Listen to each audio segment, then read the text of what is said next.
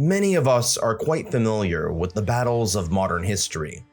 You almost have certainly heard of the battles of Waterloo, Gettysburg, or Stalingrad. However, many of us have a hard time naming a handful of very important battles from the ancient world. Now keep in mind that history involves the written word, and throughout much of human existence we didn't have the written word. Much of our understanding of those battles comes from archaeological evidence.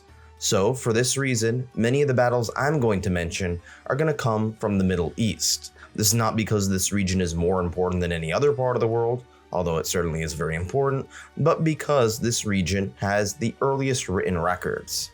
So I'm going to cover some of the most important battles of the ancient world, dating far back before the days of ancient Athens. Keep in mind that I'm by and large going to avoid mythical battles or legendary battles and try to be as historically accurate as possible. But if you have any other battles or tidbits of information that you'd like to add, please inform me. Let's start off with the Battle of Megiddo, which happened 1,457 years before Christ, or before the Common Era, if you speak in Fedora terms.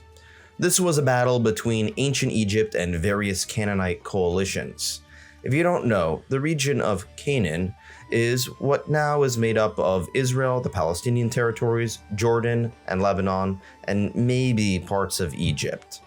Ancient Egypt was flexing its might and power, and they eventually pushed northwards into what is now the modern state of Israel. This victory over the Canaanites solidified Egypt's dominance in the Levant and expanded its empire to include this territory. However, it eventually was at loggerheads with another major Bronze Age power. That leads us to another battle, the Battle of Kadesh, dating back 1,274 years before Christ. This, of course, was between the Egyptian forces led under Ramses II and the Hittite Empire. The Hittites were an Indo-European group. However, they have been largely forgotten to the sands of time, unlike Egypt. This is considered to be the largest chariot battle in history, with both sides fielding thousands of chariots. This is at a time when we domesticated horses, but we really didn't master horseback riding.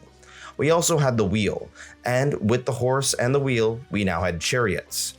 Now both sides treated this as some sort of glorious victory. However, the reality was that it was probably a stalemate. It resulted in one of the earliest international peace treaties, establishing an alliance between Egypt and the Hittites. It marked the height of ancient Egypt's military power under Ramses II, even though many of the tales of Ramses II's deeds were greatly exaggerated. This leads us to the Battle of the Delta, dating back to 1,175 years before Christ. This was between Ramses III, leading the Egyptian forces, against a mysterious group of peoples that historians just call quote-unquote the Sea Peoples. Obviously, the Nile Delta is close to the Mediterranean Sea, where many of these Sea Peoples were invading from. We really don't know much about the Sea Peoples other than the fact that the Egyptians were quite fond of presenting them as harbingers of destruction, which they, to be clear, probably were. Ramses III successfully repelled the Sea Peoples and preserved Egypt's stability for a period of time. However, this also marked the beginning of the end. After all, the Bronze Age collapse was coming forth, which would end ancient Egyptian civilization and many other civilizations.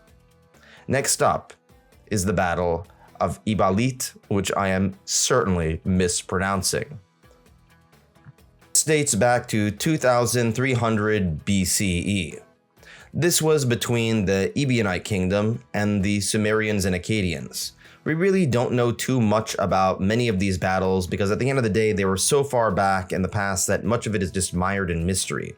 The Ebionite kingdom was one of the most powerful city-states in what is now the nation of Syria, resisting Sumerian and Akkadian attempts to expand their territory into the region. The Sumerians and Akkadians were from what is now Iraq. This was in the Fertile Crescent along the Tigris and Euphrates rivers.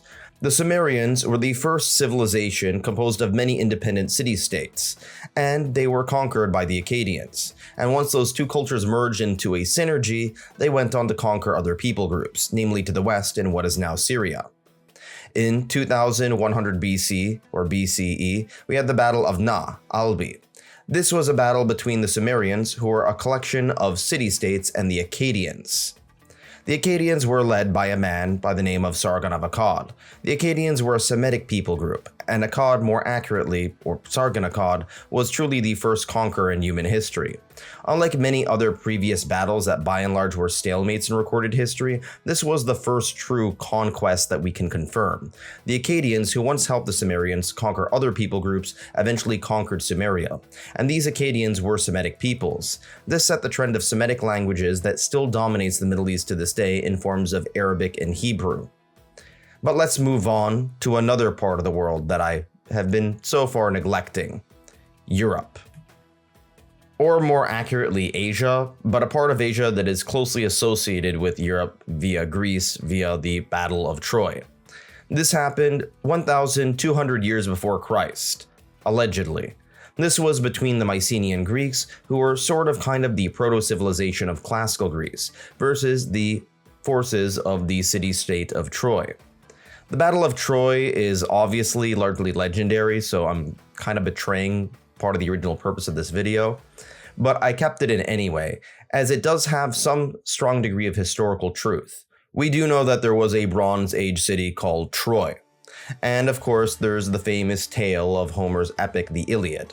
The historical accuracy is widely debated. After all, it's very unlikely that Zeus and Apollo existed, and it's probably unlikely that all of Greece would go to war over a woman called Helen. However, there is archaeological evidence that Troy did exist, and it was probably attacked and possibly destroyed by a coalition of Greek city-states.